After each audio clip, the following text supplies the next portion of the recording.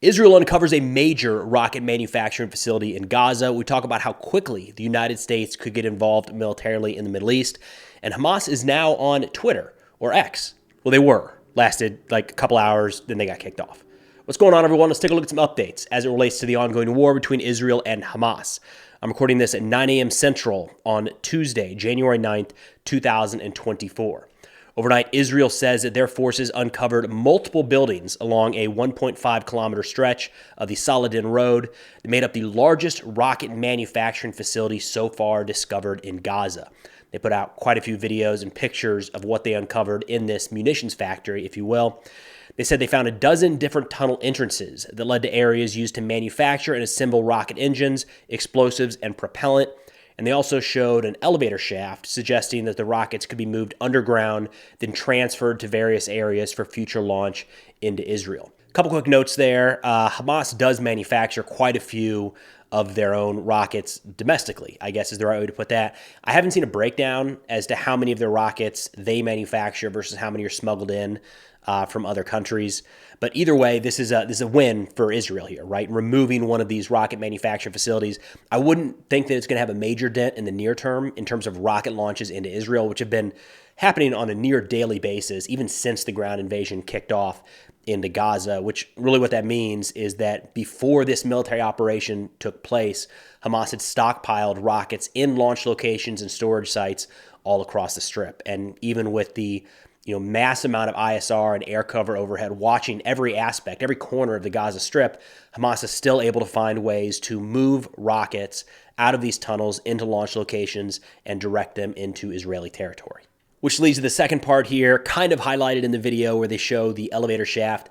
It's talking about Hamas's use of these tunnels to move military equipment across the Gaza Strip. Again, the Gaza Strip is not very big. And even before October 7th, Israel was watching a lot of things in the entire area. So it's not like Hamas could manufacture these rockets, which is crazy that they're able to do that in Gaza in the first place. But it's not as though they could manufacture those, throw them on the back of a flatbed, and drive them across the Gaza Strip to stage at a future launch location. Right, so the underground tunnels is largely how any of these weapons and fighters, to a degree, are moved around in preparation for attacks. So there's been a notable decrease in attacks claimed by Hamas, as well as any video footage put out by the group over the course of the last week. So as a reference point here, over the last 7 days, Hamas has released 8 total videos. 2 of those were showing Israeli hostages. One of those was at night, vaguely showing rockets being launched into Israeli territory. So 5 total videos released by Hamas over the past 7 days showing direct engagements with Israeli forces in Gaza. As a comparison, prior to this week, it was like 2 to 4 videos per day. And they were constantly claiming responsibility for attacks. I've, in previous videos, put out statements from Hamas where they say over the past 24 hours, we completely or partially destroyed 72 Israeli vehicles or 27 Israeli vehicles, or Hamas saying they killed 15 Israeli soldiers. None of that over the course of the past week. None of those big roll-ups. It's just individual one-off attacks, attacking a bulldozer, setting off an IED on a footpath, or booby-trapping a tunnel. Now, there's a couple ways you can read into this if it's worth reading into at all. The first is that there is actually a decrease in Hamas military activity in the Gaza Strip. It's possible that it's far from over. That there's still, deadly, vicious fighting going on every single day, as evidenced by reports just coming from Israel. If you just look at their side and the casualty reports that they're making public, so the fighting is far from over. But it's possible the intensity and the volume of Hamas strikes has decreased for whatever reason over the course of the past week. The other way you could read into this is that maybe the person responsible for putting this footage out was killed, or had to move from their location, or they lost power. They no longer have the ability to edit and publish these videos like they did just a week or 2 prior. Again, that would likely be due to increased Israeli pressure in certain areas of the Gaza Strip. And then a third way you could read into this is that it means nothing at all, that it's just 1 week, and we're going to blink and Hamas is going to be back to putting out 2, 4, 5, 6 videos every single day. So something I brought up a couple times in the past, but I think is worth keeping top of mind, is that the longer the war in Gaza goes on, the more the odds increase that the U.S. military will be directly involved in new areas of the Middle East. I mean, we're already there in a lot of ways. and it wouldn't be that big of a jump, really, to increase or expand operations in a variety of ways.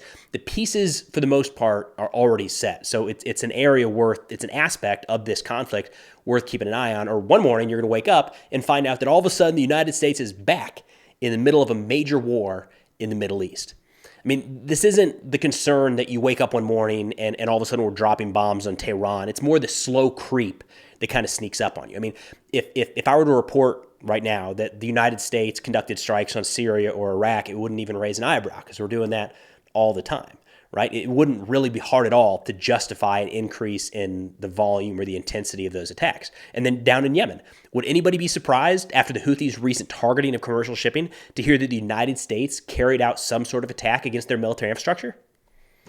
I wouldn't. But again, we're that close, and all of a sudden we're in an open engagement with Yemen. That's pretty significant in a lot of ways. Now, on the bright side, I think the chance that the United States gets involved militarily in Gaza is about zero. And the only real reason we would take any sort of action in regards to Hezbollah is if they go to war with Israel. And even then, I'm not certain there's any guarantee the United States would step in. Of course, the source of power, money, and military capability for all these groups is Iran. And I have heard increasing calls from some more hawkish elements here in the United States that essentially we're wasting our time going after these militia leaders in Iraq and Syria, and that instead we need to, quote, cut the head off the snake. That's Iran. That's talking about direct military action against Iran. Now, fortunately, I don't think that is next up on the play chart, but the fact that it's being openly discussed, and you'll hear it in any number of conversations and interviews with political and military leaders, that has to be taken into consideration. Now, most of what I'm talking about here is the United States taking deliberate action that would escalate this war, but it's not all on us. You've got countless groups across the Middle East blaming the United States for the war in Gaza. You've got governments, militias, and terrorist organizations around the world that put the United States and Israel in the exact same boat, which means that an attack on the United States is one way to alleviate pressure on Gaza. It's just something to keep in mind as you try to keep up with the various events across the Middle East. Even if you don't think that we are involved directly in the war in Gaza, our adversaries do, and that is what they're likely to act on. So yesterday, Hamas made an official Twitter account, or X account, whatever we're calling it now, for about 2 hours. Then it was banned. So on their Telegram channel, the Telegram channel of the Qassam Brigades, which is the militant arm of Hamas, they put out, hey, we're on Twitter. Come follow us over there. So by the time I saw that, I jumped over, checked out the account. It had about 140,000 followers very, very quickly. Picked up a lot of steam. And at about the 2 hour mark, they put out 6 or 7, are we still calling them tweets? 6 or 7 posts is what we'll say. The same thing on their Telegram channel, kind of word for word. And then gone, just gone, account suspended. I think the reason for that, looking through X's terms, is they say, we will remove any account maintained by individual perpetrators of terrorist, violent extremist, or mass violent attacks. Again, X is a U.S.-based company. It's an American company. Hamas and the Qassam Brigades are designated as terrorist organizations in the United States. So it's not crazy that they don't have a long lifespan on X. I'm kind of mixed on this. I mean, I follow Hamas, Qassam, and a bunch of other jihadi organizations across various media outlets because I want to hear exactly what they have to say directly from them. I don't want it, summarized or broken down by some journalist in the Middle East or a Washington, D.C. think tank that are going to selectively choose certain snippets that help fit their narrative and leave a bunch of other things out. I'd rather get it directly from the source. But on the other hand, I can understand how it's a tough position for a United States company to provide a platform to an organization that is designated as a terrorist entity by the United States government. The Hamas leader yesterday said why they carried out the attack on October 7th and what it would take to end the war in Gaza. Yesterday, a statement from Ismail Haniyeh, he said, quote, there were 3 developments that preceded the Al-Aqsa flood, which was the raid into Israeli territory on October 7th. The first development, the marginalization of the Palestinian issue locally and internationally.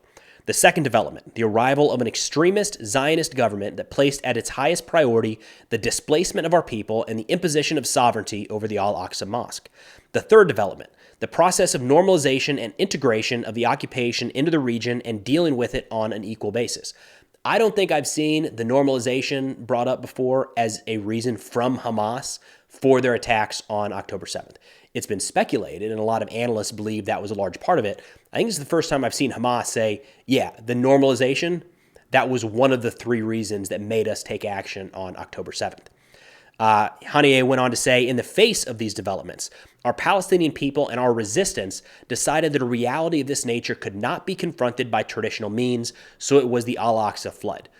So kind of breaking that down, no more diplomatic means, no more protests, no more calls to the international community. It was time to take violent action. And in terms of what could potentially end the war, he says the only way for the Zionist prisoners to leave Gaza alive is to release all of our prisoners in the occupied prisons. So a complete prisoner swap, not the 1-for-1 or even 3-for-1 that's happened in the past, but all for all. So all of the Palestinian prisoners, without question, no matter what they're being held for, across Israel, being released in exchange for all of the hostages being held in Gaza. But that's all I got for now. Of course, if interested in national security subjects, be sure to check out the sit reps I put out on Substack. Link is in the description below. Substack now also has ad-free, sponsor-free videos that go live about 1 hour before they're up on YouTube. But thanks for watching. I'll see y'all next time.